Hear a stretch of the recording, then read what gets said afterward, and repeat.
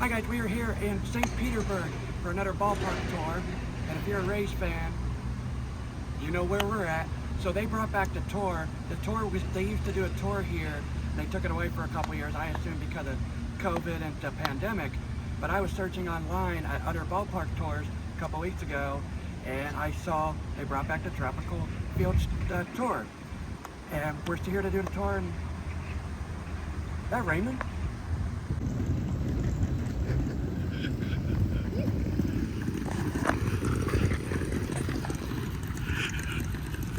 Okay, so that was really funny and unexpected that Raymond just walked by and got in his truck. No idea why. But a cool fun fact about the tour pre-COVID, Raymond used to be in the tour, apparently. He's unfortunately not in the tour anymore. That was just a funny incident. So another reason why we are doing the tour here today at Tropicana Field is because, if you haven't heard, they are building a new ballpark here in St. Petersburg. And it's going to be very close to where we're standing. It's actually going to be right over there in the parking lot.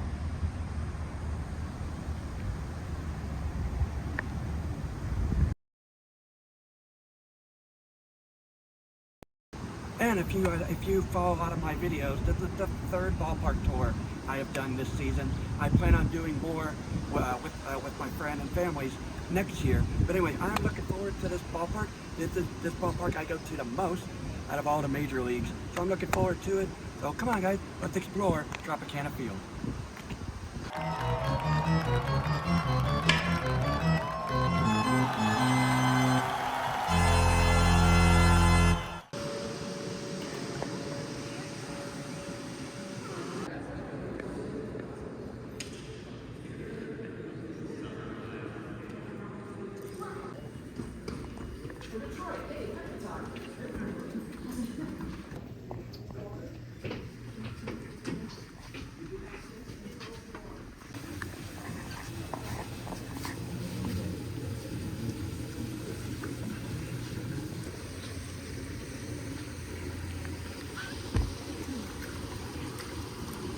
Now the race tank is open during all of our home games. It opens right when the gates open, stays open until the 8:50. The race do take a 10-minute break at the top of every hour. I guess.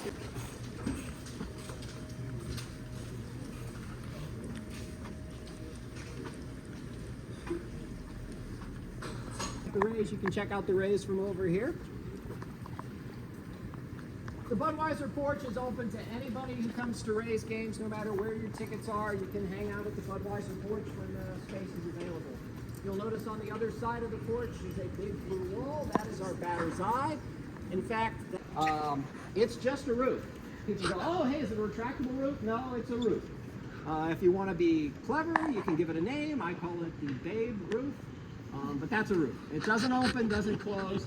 It's made of 6 acres of Teflon covered fiberglass cloth. It does have a bit of a tilt. It has a 6.5 degree tilt. And the reason for that tilt is to mitigate any wind damage. It's graded to 115 miles an hour in case we get any of that tropical weather we get here, like hurricanes, tropical storms, just heavy winds. That's why we have the tilt. Plus also it cuts down the volume inside the ballpark. And we have corresponding ones over on this side as well.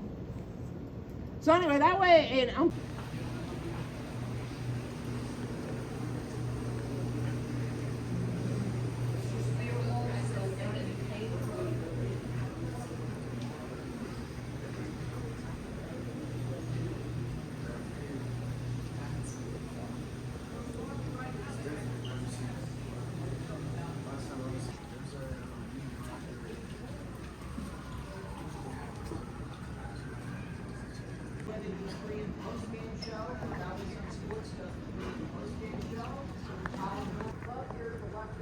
they have tables and chairs and floor. You're welcome to come up here and check it out. Come on down. That's right.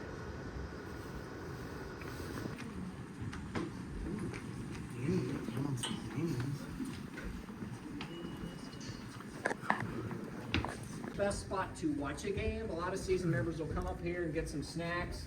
You know, they get like.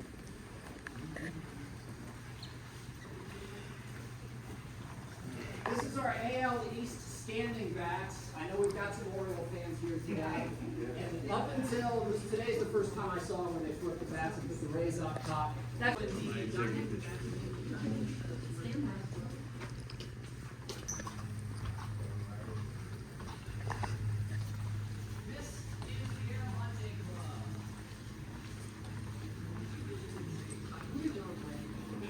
got dynamic pricing, so it depends. But it includes a fabulous buffet. I mean, we're talking about a carving station. It has a well,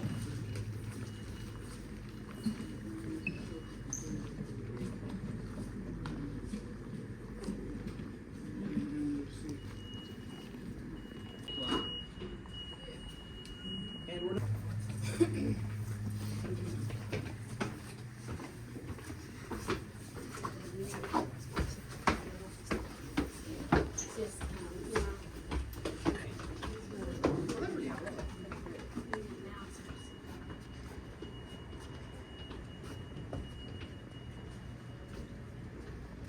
welcome to the press box.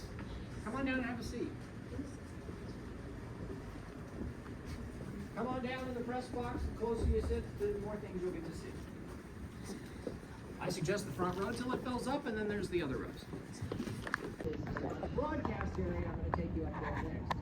But this is the press box where all your working press, your newspapers, your MLB people, and those people. This is where they actually, for the postseason, they actually had some risers back in the back, and they actually had more press area. And we have more people here for the postseason. If you look in left field, you'll see our banners of when we actually started playing good baseball. 2008 is the year we stopped being the Devil Rays and became the Rays. That was the year we actually made it all the way to the World Series. We were the AL East champs, the American League champions, and then, okay, I knew it was coming, Philly. And then the Philadelphia Phillies went and crushed us in the World Series, so that was 2008. But hey, we made it to the World Series our first year ever in postseason, so that was an exciting year for us. 2010, we became the AL East champions. 2011, we got a wild card. Same thing in 2013, 2019. AL East champions again. Anybody know who hit the first home run in Rays franchise history? It was a Ray.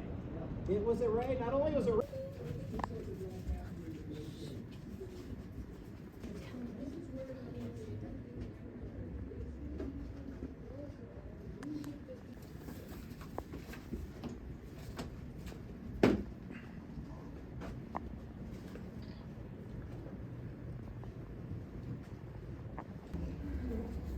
Hi, folks. I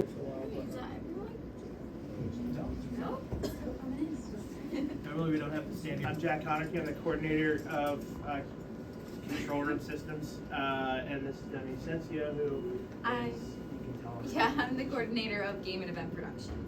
So both of us primarily spend our time up here loading in all the content that you see on the boards, videos, graphics, player headshots that we get. So we change out from one series to another, and then the execution on a game day, along with a large group of game day staff that actually fulfill most of these positions. But Demi here actually directs the games, and our director of game presentation, who's out of town today, Steven, usually produces those games. So in the postseason, that was the way things were, and if everything's going well, I just get to kind of stand at the side, that things continue to go well. So, but up here is where our director, where Demi sits. Our technical director sits here, and this is the switcher itself. So this is all of the camera angles, replays. Demi actually. So we can go to a couple cameras. All of them are offline, with one exception. The most important camera in our building, the Ray Tank camera. So there it is right there. They'll be going away in a couple weeks, so we'll lose out on that. But this is all of our cameras, all of our replay angles, all of our graphics that we have. For instance, font 1, Demi. So if we have a name for a anthem singer or our in-game host Nate, this is where we put that up, and we can actually key that over video. That's the term we use. So that is an example of that.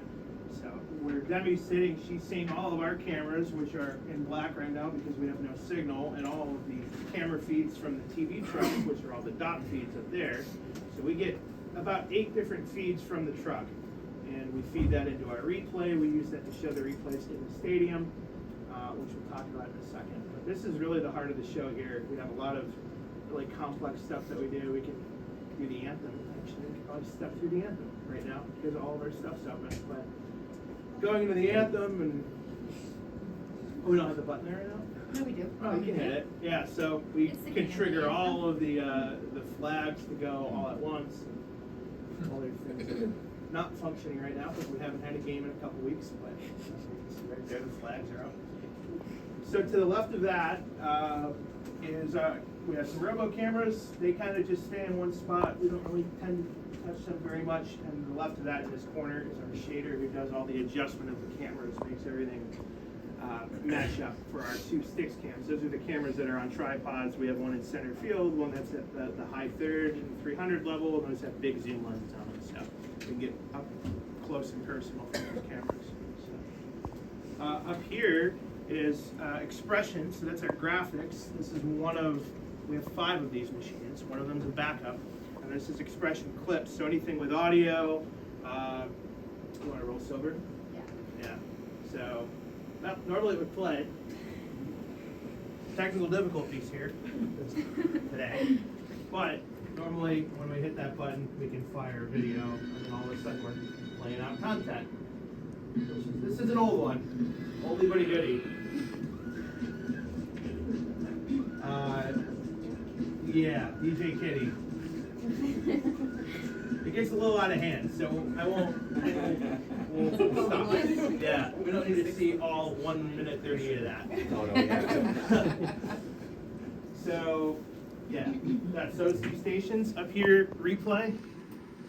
This is one that people really love to hear about. This is not the replays you see at home on the TV truck. This is not what MLB looks at if they want to look at a call, but this is what we show on the boards in our stadium, and this is what we get from the TV truck. So 6 angles in this case here, and we can archive everything. We can identify which each play is and push that off to the server, and so our creative people can use that.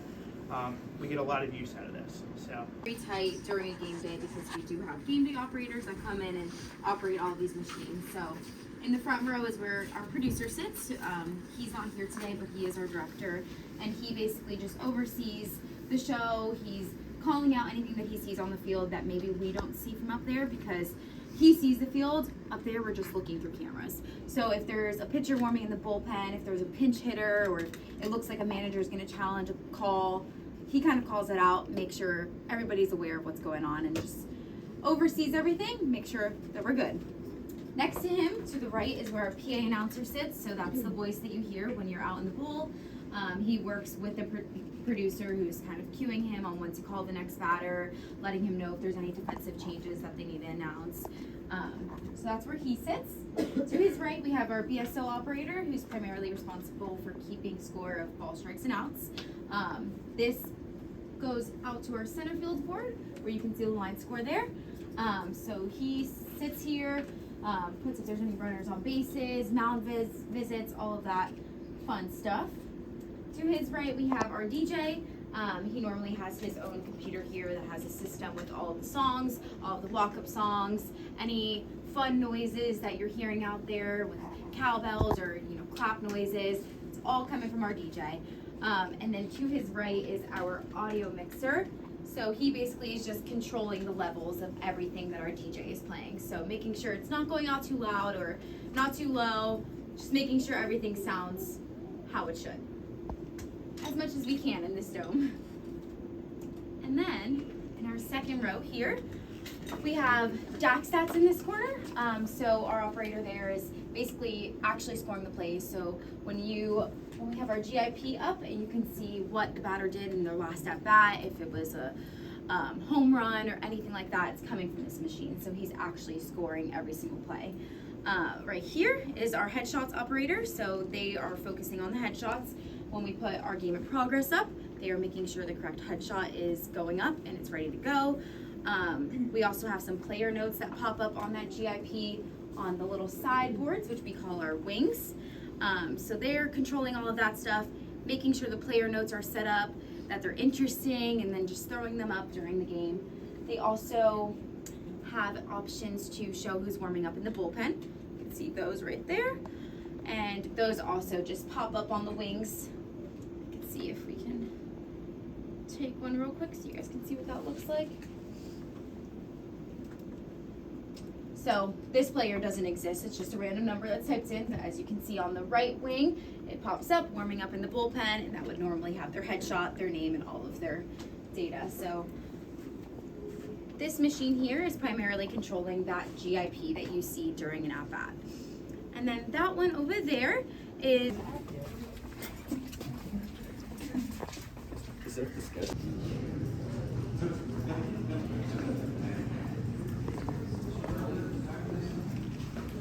This is the Rays clubhouse. If anybody wants to take a picture of it or in front of it, this would be your opportunity to do that. In the Rays clubhouse, we will go through the clubhouse. That's all over here.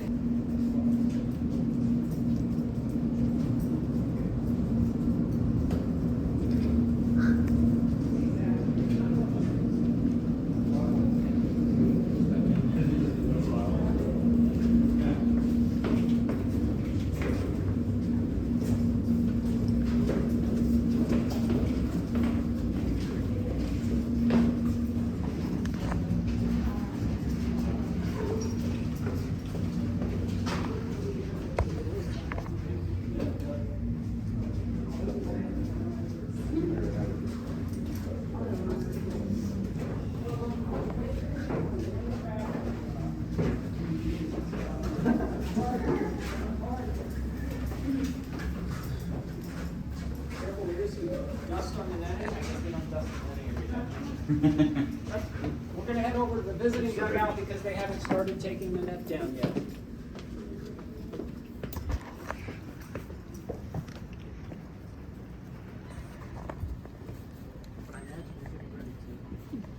Yeah, we've done the bottom, but it's going to be a while before it jumps the top.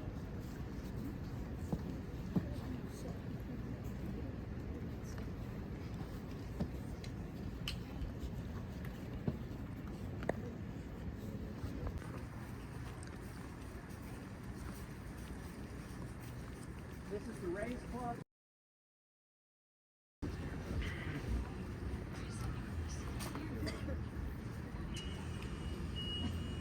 Is that too many?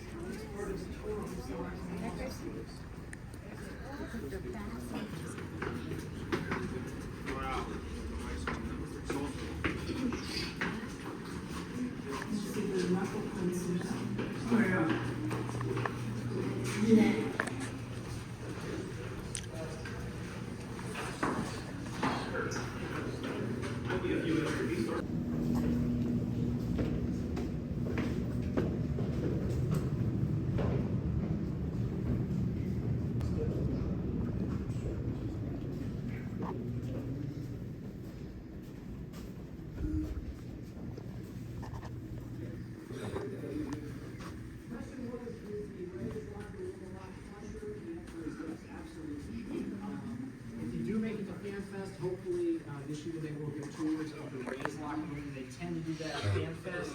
This year they didn't. They actually did the visiting locker room because it was being refurbished. So the Rays locker room, which is a little flusher, got even. It was like that when you got through.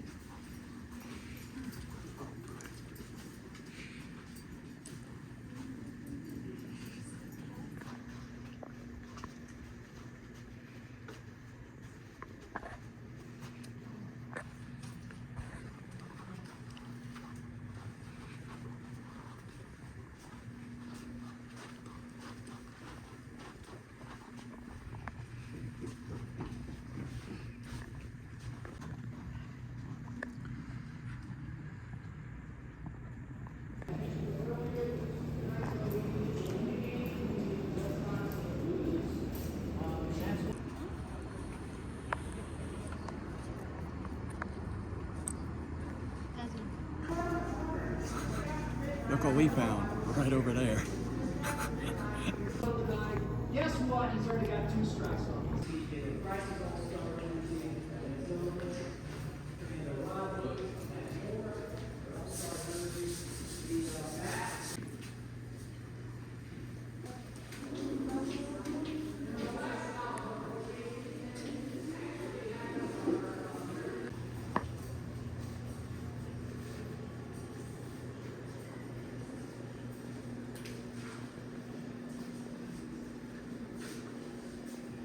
It was a good year. I'm from Philadelphia. Oh, yeah. I just had to change teams or adopt a team. There you go. Down here. Transplanting, right? Still hard. All right, guys, that will do it here in St. Petersburg. I hope you enjoyed the tour. I did, going in the visitors' locker room and going on the field at Tropicana Field. That's something new for me, and the press box. And I did not expect to go in the production room. That was cool to see. And also, one of the highlights was me and my friend Ballpark Adventure, that's right behind the camera. And he looked around the 162 section where Evan Longoria here actually hit the home run right here. He looked around and he noticed there's a baseball right behind there. So he found this baseball. It was obviously not the baseball he hit in this because it has a different commissioner. But I wonder, at the time of this recording, this is right after the wild cards series, makes you wonder, was this one of the batting practice baseballs for a wild card series? But anyway, thank you guys for joining. Comment below if you ever done a ballpark tour. Like I said, this is a new tour. They brought it back, first time since 2020. We will be going to a lot of ballpark tours next year in 2024. Thank you guys for joining. Thank you for exploring. Have a great night.